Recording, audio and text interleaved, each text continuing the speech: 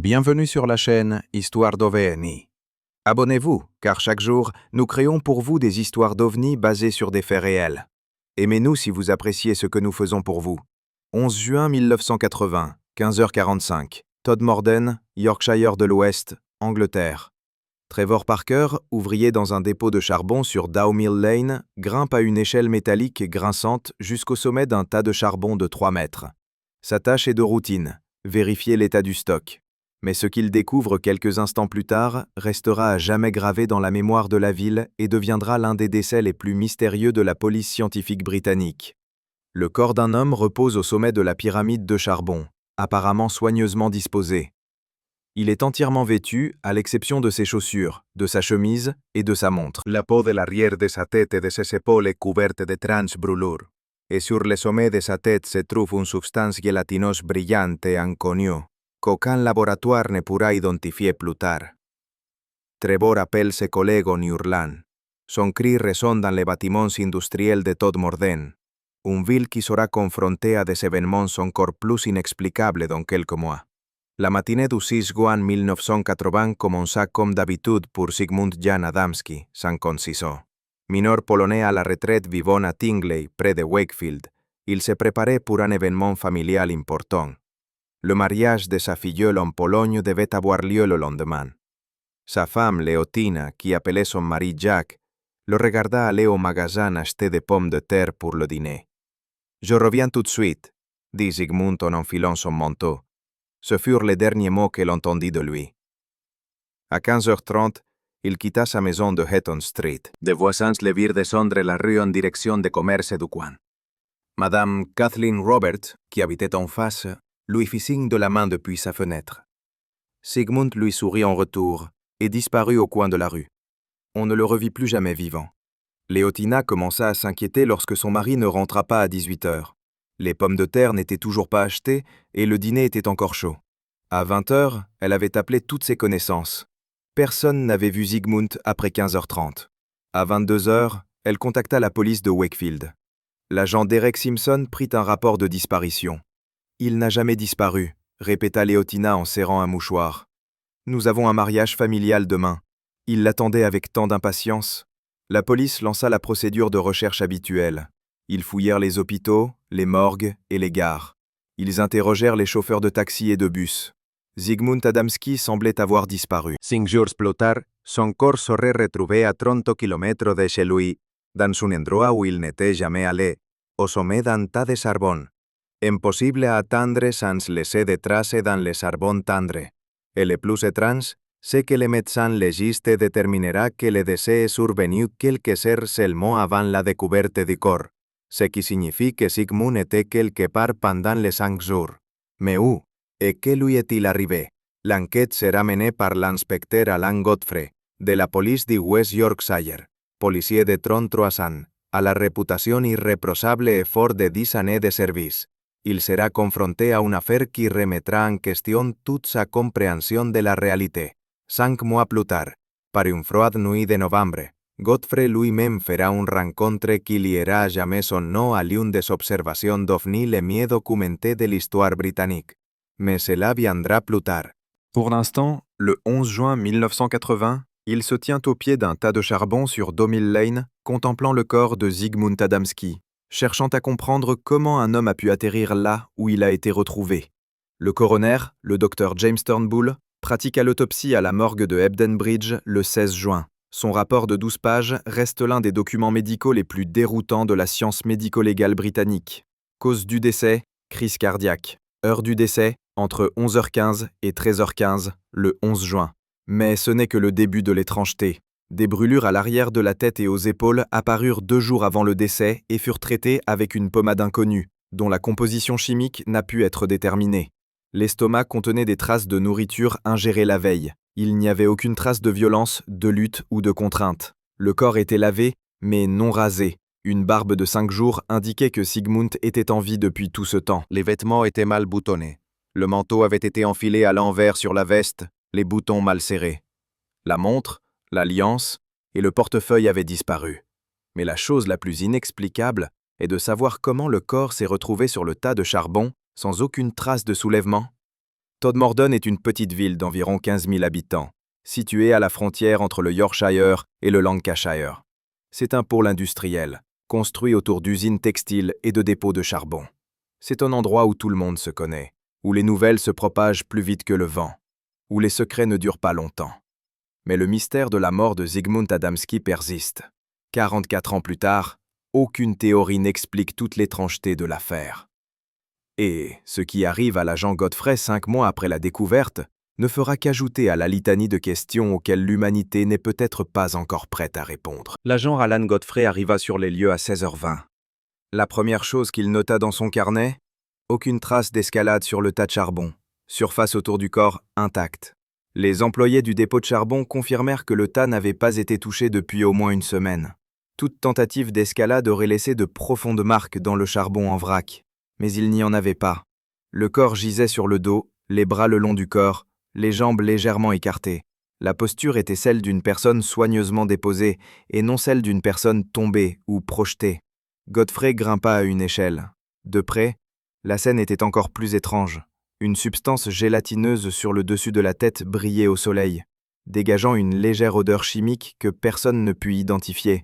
On dirait de la pommade, écrivit Godfrey, mais pas de nature médicinale.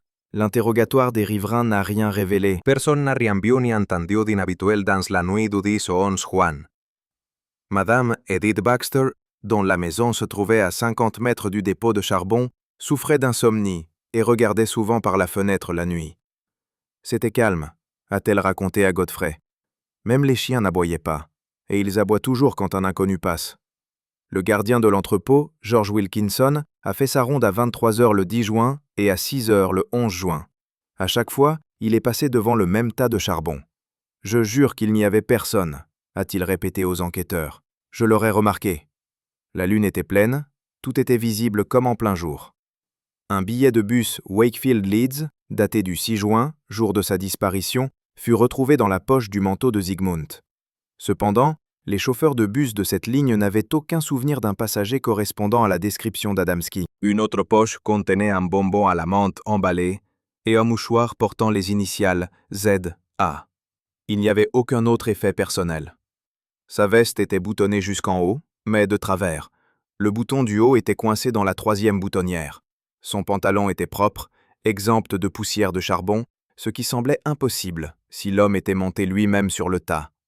Ses chaussettes étaient intactes, mais très sales, comme si Zygmunt avait été pieds nus pendant longtemps. Le docteur Turnbull a fait appel au docteur Michael Harrison, dermatologue à Leeds. Il a examiné les brûlures et a conclu « Les dommages ont été causés par une source de chaleur d'origine inconnue. La température d'exposition était d'environ 1000 degrés Celsius, mais la durée d'exposition était de quelques fractions de seconde. Sinon, les dommages auraient été plus profonds. » Mais qu'est-ce qui a bien pu provoquer une telle température en si peu de temps? Et pourquoi les brûlures se limitaient-elles à l'arrière de la tête et aux épaules, alors que les cheveux du cuir chevelu n'étaient pas brûlés? L'analyse chimique de la pommade, réalisée dans un laboratoire de l'Université de Manchester, a révélé la présence de composés organiques, mais leur combinaison ne correspondait à aucun médicament connu. La police a inspecté tous les hôpitaux dans un rayon de 80 km. Aucun n'avait soigné de patients présentant de telles brûlures. Elle a vérifié les cliniques privées et les cliniques vétérinaires, en vain. Le sergent détective Colin Dawson, qui assistait Godfrey dans l'enquête, a émis l'hypothèse suivante. Peut-être a-t-il été soigné clandestinement? Mais pourquoi? Et par qui? Cette question restait sans réponse. Tout comme la question principale restait sans réponse. Où Zygmunt Adamski a-t-il passé les 5 jours qui ont suivi sa disparition et sa mort? L'épouse de Zygmunt, Leotina, identifia le corps le 12 juin. « C'est mon mari », dit-elle en jetant à peine un coup d'œil à son visage. Puis elle ajouta « Mais que lui ont-ils fait ?» Elle ne pouvait expliquer l'état de ses vêtements, la disparition de ses effets personnels, ni les étranges brûlures. « Il n'avait pas d'ennemis », répéta-t-elle. « C'était un homme discret. Il fréquentait un club polonais le samedi et jouait au domino. Il n'allait nulle part ailleurs. » Un audit financier révéla qu'aucun retrait n'avait été effectué sur le compte bancaire d'Adamski depuis sa disparition. Il n'avait pas de carte de crédit. La théorie de l'enlèvement ne tenait pas. Pourquoi kidnapper un vieux mineur à la retraite? Aucune rançon n'était exigée. Aucune trace de torture n'était constatée. De plus, À en juger par le contenu de son estomac, il avait été nourri de nourriture ordinaire, de pain et de lait. La théorie selon laquelle Sigmund était parti seul et se cachait quelque part ne tenait pas non plus. Pourquoi avait-il disparu à la veille d'un événement familial important? Et comment s'était-il retrouvé à Todmorden, une ville où il n'avait ni famille ni connaissance? La presse locale s'est emparée de l'affaire. Le Todmorden News titrait « Mystère du tas de charbon ». Le Yorkshire Post annonçait « Décès inexpliqué à Todmorden ». Les journalistes ont investi le commissariat, exigeant des détails. Mais il n'y avait pas de détails, seulement des questions. Godfrey a réagi avec mesure. L'enquête est en cours. Nous étudions toutes les pistes. Mais quelles pistes peut-on explorer lorsque les faits ne concordent pas? Le docteur Turnbull, pathologiste, a effectué des analyses supplémentaires. Les résultats toxicologiques étaient sans équivoque. Aucune trace de drogue, de poison ou de substance inhabituelle dans le sang. Le taux d'alcoolémie était de 0. Un examen de sangle a révélé que Sigmund était resté à l'intérieur pendant la majeure partie des 5 jours de sa disparition. Aucune trace de saleté sous ses ongles n'était visible, signe d'activité extérieure. Mais à quel endroit? La police a fouillé tous les bâtiments vacants de Tingley et des environs. Rien. Le 20 juin, une audience préliminaire s'est tenue au tribunal du coroner de Hebden Bridge. Le docteur Turnbull a présenté ses conclusions. Le verdict: décès de cause naturelle, crise cardiaque. Mais le coroner James Quampton a ajouté une précision inhabituelle. Les circonstances du décès restent inexpliquées. C'était sans précédent. Habituellement, les coroners établissent la cause du décès ou surseoir à leur décision dans l'attente de plus amples informations. Mais dans ce cas précis, aucune information complémentaire n'a été fournie. Alan Godfrey poursuivit son enquête. Il examina l'itinéraire que Sigmund aurait pu emprunter de Tingley à Todmorden, 30 km, soit 1 heure de route et 3 heures de marche. Mais aucun témoin n'eut l'occasion de voir Adamski sur ce trajet. L'inspection des caméras de vidéosurveillance, peu nombreuses en 1980, dans les gares, ne révéla aucun indice. Les conducteurs de train de la ligne Leeds-Manchester, qui passe par Todmorden, furent interrogés. Aucun ne se souvenait d'un passager ressemblant à Sigmund. Une semaine après la découverte du corps, un étrange incident se produisit. Madame Dorothy Simpson, qui habitait Burnley Road à Todmorden, rapporta avoir vu Zygmunt Adamski vers 22 heures le 10 juin. Il se tenait à l'arrêt de bus, dit-elle. Il avait l'air confus, comme s'il ne savait pas où il était. J'ai voulu lui demander s'il avait besoin d'aide, mais le bus s'est arrêté et je suis parti. Godfrey lui montra les photos de la morgue.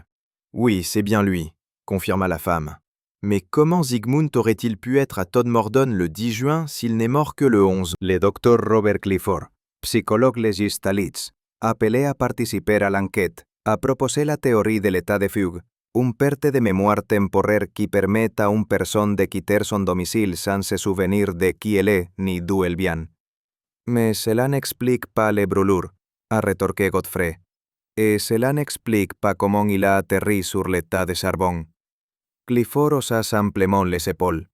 Je peux expliquer le comportement, mais pas les preuves matérielles. La communauté polonaise de Wakefield a mené sa propre enquête. Jan Kowalski, un ami de Sigmund du club polonais, a confié à Godfrey. Sigmund s'inquiétait de quelque chose depuis quelques semaines. Il m'a dit avoir vu des onces trans près de chez lui. Il a dit qu'il les surveillait. Mais Léotine a nié. Mon mari n'a jamais rien dit de tel. Jan doit être confus. L'enquête a révélé qu'aucun individu suspect n'avait été aperçu dans le quartier de Hetton Street. La théorie des expériences secrètes est apparue après la découverte par Peter Henderson, journaliste au Yorkshire Post de la base de recherche militaire de Warrington, à 8 km de Todmorden. Adamski a peut-être été témoin accidentellement de quelque chose de secret? A-t-il spéculé dans son article? Le ministère de la Défense a officiellement nié tout lien avec l'affaire Adamski, mais les théoriciens du complot se sont emparés de la théorie. Les funérailles de Zygmunt Adamski ont eu lieu le 20 Saint-Juan en l'église catholique polonaise Saint-Joseph de Wakefield. Le père Stanislav Kowalczyk, qui présidait la cérémonie, a déclaré dans son sermon, dient guide d'une manière que nous ne comprenons pas toujours. Zygmunt était un homme bon, et il est maintenant auprès de Dieu. Mais les paroissiens murmuraient. Que lui est-il arrivé? Pourquoi la police reste-t-elle silencieuse? Pendant ce temps, Godfrey établissait une chronologie. 6 juin, 15h30. Sigmund quitte la maison. 6 juin, 15h45. Le dernier témoin l'aperçoit sur High Street à Tingley. Puis, un intervalle jusqu'au 10 juin, 20h, possible observation à Todmorden. 11 juin, entre 11h15 et 13h15, décès. 11 juin, 15h45, découverte du corps. Où était-il ces 5 derniers jours? Que se passait-il? Qui lui infligeait ces brûlures et pourquoi? Une analyse de vêtements effectuée au laboratoire de criminalistique de Wetherby a révélé des traces microscopiques d'une fibre inconnue sur le manteau de Sigmund. Cette fibre ne correspondait à aucun matériau textile connu. Elle semble synthétique, a écrit l'expert David Thornton dans son rapport, mais sa structure moléculaire est inhabituelle. Des échantillons ont été envoyés au laboratoire national de physique de Teddington. La réponse est arrivée 2 semaines plus tard. Matériaux non identifiables, possiblement expérimental. Alan Godfrey commençait à ressentir la pression de ses supérieurs. Le commissaire George Oldfield l'interpella. « Godfrey, l'affaire est close. Le coroner a rendu son verdict. Mort naturelle. Mais monsieur, il y a trop de choses inexpliquées. Godfrey, nous avons des affaires en cours, de vrais crimes. Laissez tomber. » Mais Godfrey ne pouvait pas laisser tomber. Quelque chose dans cette affaire le taraudait. En juillet, un nouveau témoin se présenta. L'agriculteur Thomas Whitehead affirma avoir aperçu une étrange lumière au-dessus de ses champs près de Todmorden dans la nuit du 10 au 11 juin. Une lumière blanche brillante, se déplaçant en zigzag, puis disparut, dit-il. Godfrey nota ce témoignage, mais le rejeta. Il était loin de se douter que quelques mois plus tard, il rencontrerait quelque chose qui lui rappellerait ses paroles. La journaliste d'investigation Jenny Randles a enquêté sur l'affaire Adamski. Elle a découvert que plusieurs décès inexpliqués s'étaient produits dans un rayon de 80 km autour de Todmorden au cours des 10 dernières années. Toutes les victimes étaient des hommes d'âge moyen, toutes retrouvées dans des lieux étranges, et toutes portaient des marques inexpliquées sur le corps. C'est une tendance, a affirmé Randles. Mais la police a rejeté cette théorie, la qualifiant de spéculative. Août apporta de nouvelles bizarreries.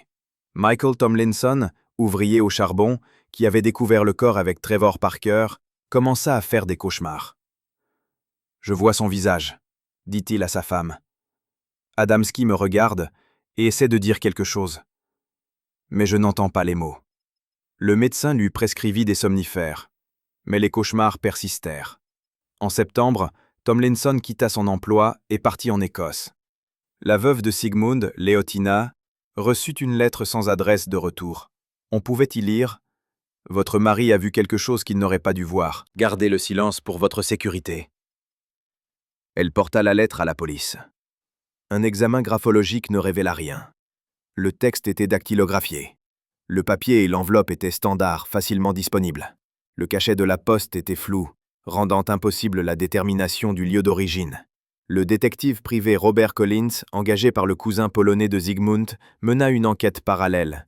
Il découvrit que le 7 juin, au lendemain de la disparition d'Adamski, une personne lui ressemblant avait été aperçue dans une station-service près de Skipton, à 25 km de Todmorden. L'homme semblait désorienté, déclara Stephen Harper, pompiste. Il demanda où il était. Il acheta une bouteille d'eau et partit à pied. Mais Harper fut incapable d'identifier l'homme sur photo. Trop de temps s'était écoulé. Octobre 1980. Godfrey continue de réfléchir à l'affaire Adamski, même si elle est officiellement close. Il dresse une carte de déplacement possible, indiquant tous les sites d'observation. Le schéma est incohérent. Les mouvements sont chaotiques, illogiques. Comme si Sigmund était déplacé contre sa volonté, mais sans aucune contrainte apparente. C'est ainsi que se déroule la nuit du 28 novembre 1980. Une nuit froide et claire qui changera à jamais la vie d'Alan Godfrey. À 5 heures du matin, il patrouille sur Burnley Road, à Todmorden. Il recherche des vaches disparues. Une mission étrange pour un policier. Mais le fermier insiste.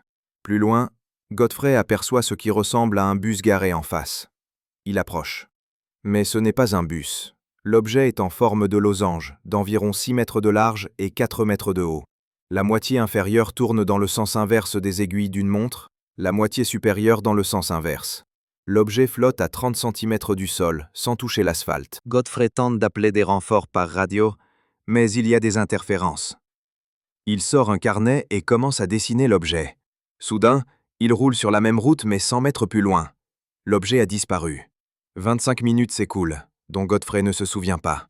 À l'endroit où se trouvait l'objet, Godfrey découvrait une plaque circulaire d'asphalte séché, d'environ 6 mètres de diamètre. La route était mouillée par les pluies de la nuit, mais ce cercle était parfaitement sec.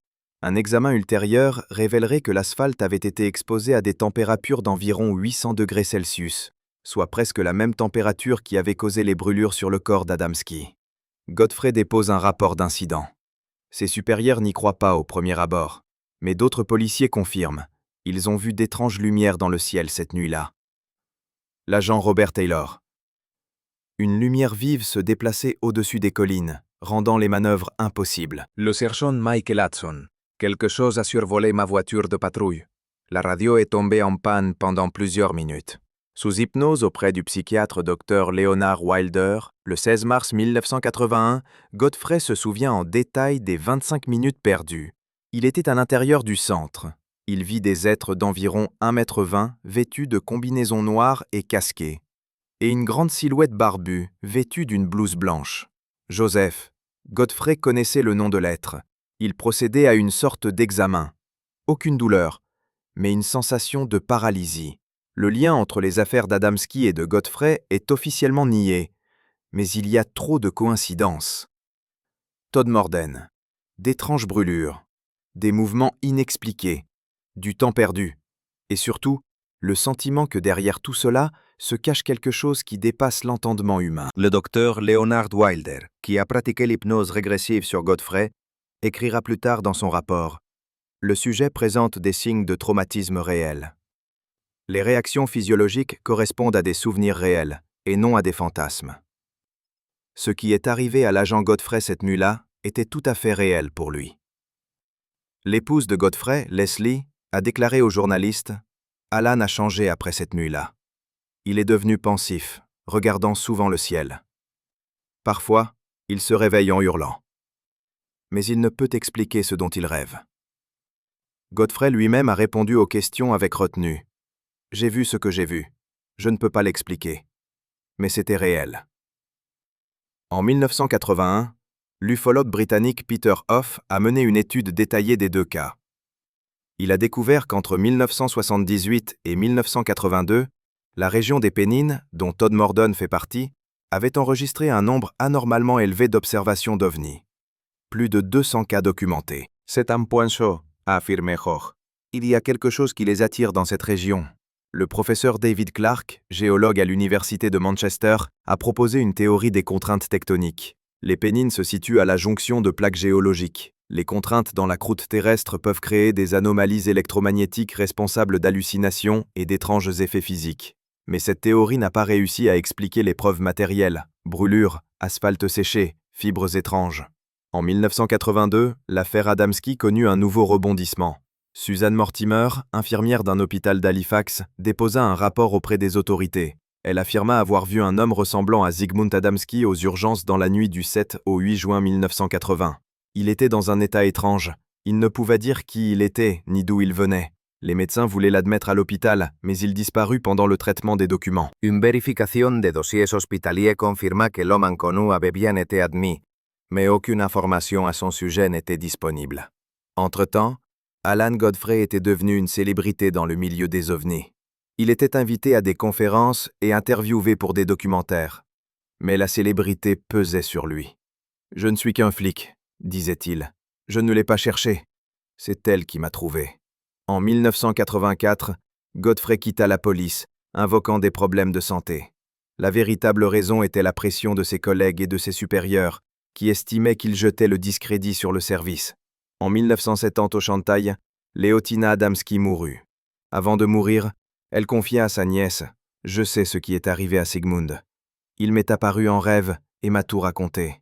Mais je ne peux pas le répéter. Il ne comprendrait pas. » Sa nièce tenta d'en savoir plus. Mais Leotina se contenta de secouer la tête. Certains secrets doivent rester secrets. Les documents de l'affaire Adamski ont été déclassifiés en 2010 en vertu de la loi sur la liberté d'information. Cependant, des pages clés ont été perdues ou détruites.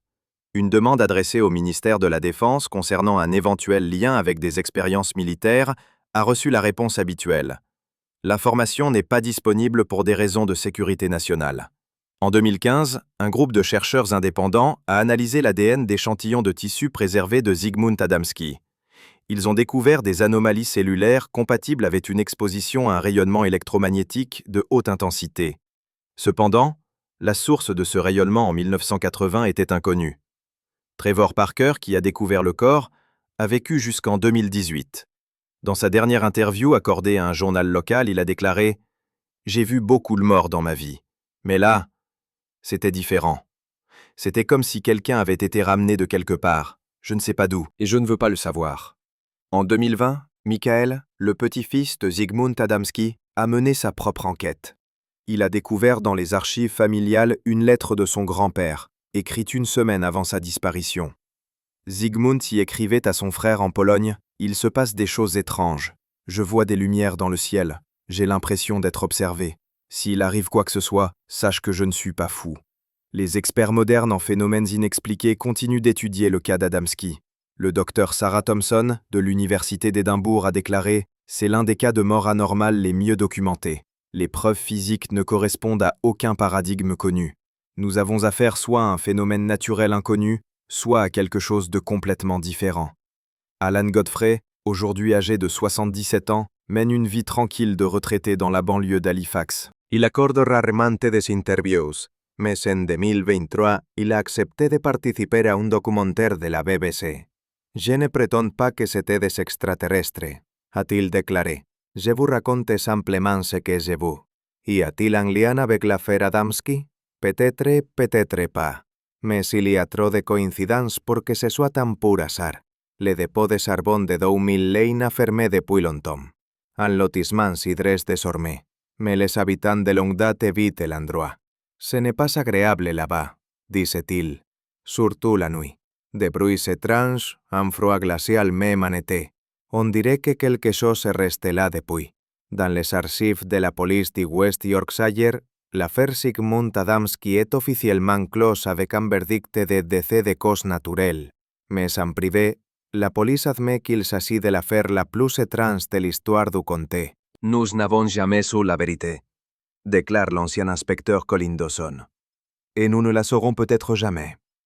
Le docteur James Turnbull, qui a pratiqué l'autopsie, a pris sa retraite en 1985. Il a conservé des échantillons de l'étrange pommade prélevée sur le corps d'Adamski jusqu'à la fin de sa vie. Avant sa mort en 2001, il les a légués à l'université de Leeds pour de futures recherches. Mais les échantillons ont mystérieusement disparu du laboratoire universitaire en 2002. Les caméras de vidéosurveillance n'ont enregistré que des parasites au moment de la disparition. En 2024, le journaliste polonais Martin Kowalski a publié un livre « Le dernier voyage de Zygmunt Adamski ». Il y cite les témoignages de 3 autres personnes qui auraient vu Adamski durant ces 5 jours. Toutes le décrivent comme absent, physiquement présent, mais psychologiquement absent. Comme un zombie, a déclaré l'un d'eux. La technologie moderne a permis une nouvelle analyse des photographies d'escenes de crime. L'une des images prises par un photographe de la police révèle une étrange anomalie. Une silhouette floue en arrière-plan, passée inaperçue en 1980. Les images retouchées révèlent une image humanoïde, mais inhumaine. Les sceptiques affirment qu'il s'agit d'un défaut de la pellicule. Mais pourquoi une seule image? La nièce de Zygmunt, dont le mariage était prévu pour le 7 juin 1980, a déclaré à la télévision polonaise « Mon oncle voulait absolument venir. Il a acheté des billets d'avion et préparé un cadeau. Qu'est-ce qui aurait pu l'empêcher de venir? Seulement quelque chose d'extraordinaire. » Des documents déclassifiés de la CIA datant de 1980 mentionnent un incident dans le nord de l'Angleterre nécessitant une surveillance. Les détails sont censurés, mais la date correspond à celle de la disparition d'Adamski. Coïncidence? Ou les services de renseignement américains en savaient-ils plus qu'ils ne l'admettaient? Le météorologue Robert Greene a analysé les conditions météorologiques du 6 au 11 juin 1980. Il a découvert des anomalies atmosphériques inhabituelles au-dessus des Pennines, chutes de pression brutales, pics de température localisés et perturbations magnétiques. Cette combinaison est extrêmement rare, remarque Greene, peut-être une fois par siècle. En 2019, un petit musée consacré aux phénomènes inexpliqués a ouvert ses portes à Todmorden. L'exposition principale est une copie du rapport de police sur l'affaire Adamski et un dessin d'OVNI réalisé par Godfrey. La conservatrice du musée, Elizabeth Harris, explique. Des gens viennent du monde entier pour voir l'endroit où tout cela s'est produit. Ils cherchent des réponses, mais nous n'en avons pas. Le professeur Nigel Stevenson, physicien théoricien d'Oxford, a émis une hypothèse sur les anomalies temporelles. Adamski était peut-être pris dans une boucle temporelle. Pour lui, quelques heures se sont écoulées, pour notre monde, 5 jours. Cela expliquerait la désorientation et la nourriture étrange dans son estomac. Mais comment tester une telle hypothèse? En 2021, le groupe de hackers Anonymous a affirmé avoir eu accès à des dossiers britanniques classifiés sur les ovnis. Parmi ceux-ci figurait prétendument le dossier complet de l'affaire Adamski-Godfrey, classé top secret. Cependant, ces documents n'ont jamais été publiés et le gouvernement nie leur existence. Le fils d'Alan Godfrey, Daniel, est devenu policier comme son père. Dans une interview en 2022, il a déclaré « Mon père est l'homme le plus honnête que je connaisse. S'il dit avoir vu quelque chose d'inexplicable, c'est que c'est arrivé. L'affaire Adamski, mon père y pense encore. Parfois, je l'entends murmurer dans son sommeil. Où étais-tu ces 5 jours ?» La scientifique forensique Mary Wilson, qui a étudié le cas pour sa thèse de doctorat, a conclu « D'un point de vue forensique, c'est le mystère parfait. Toutes les preuves se contredisent. L'impossible devient la seule explication possible. Mais ce qui est exactement impossible, nous l'ignorons. » Une nouvelle enquête est prévue pour janvier 2025, jour du 45e anniversaire des événements. Elle fera appel à des technologies modernes, notamment l'analyse ADN de la scène de crime, l'étude des archives de surveillance par satellite et la modélisation informatique des scénarios possibles. John Smith, professeur de criminologie à l'université de Leeds, dirigera l'enquête. « Nous devons réessayer », déclare-t-il. « La science a progressé. Peut-être pouvons-nous désormais trouver des réponses. Mais il n'y a pas encore de réponse. Seules des questions subsistent. Où était Zygmunt Adamski pendant 5 jours? Qui ou quoi a provoqué ces étranges brûlures? Comment son corps a-t-il atterri sur un tas de charbon? Quel est le lien entre sa mort et la rencontre de Godfrey avec un OVNI? Et surtout, sommes-nous seuls dans l'univers? Ou quelqu'un observe-t-il? Étudie-t-il? Peut-être expérimente-t-il? Les habitants de Todmorden sont divisés en 2 camps. Certains croient à une intervention extraterrestre, d'autres cherchent des explications terrestres. Mais tous s'accordent sur un point. Un événement étrange s'est produit dans leur ville en 1980. Un événement qui a bouleversé la vie des habitants et laissé plus de questions que de réponses. Le pasteur de l'église locale, le révérend Michael Thorne, dit souvent à ses fidèles « Il y a des choses entre le ciel et la terre que nous ne pouvons comprendre. » Le cas d'Adamski nous rappelle notre petitesse face aux grands mystères de l'univers. Aujourd'hui, en 2025, l'affaire Zygmunt Adamski demeure l'un des plus grands mystères non résolus de Grande-Bretagne. Une nouvelle génération de chercheurs continue de chercher des réponses, utilisant une technologie dont on ne rêvait qu'en 1980. L'intelligence artificielle analyse les schémas, les ordinateurs quantiques calculent les probabilités, les satellites scrutent les données archivées. Mais le mystère refuse obstinément d'être résolu. Alan Godfrey, le dernier témoin clé encore en vie, garde le silence, répétant parfois « la vérité est ailleurs ». Où se trouve exactement ce « ailleurs » au-delà de notre compréhension, dans une dimension parallèle ou dans des archives gouvernementales secrètes?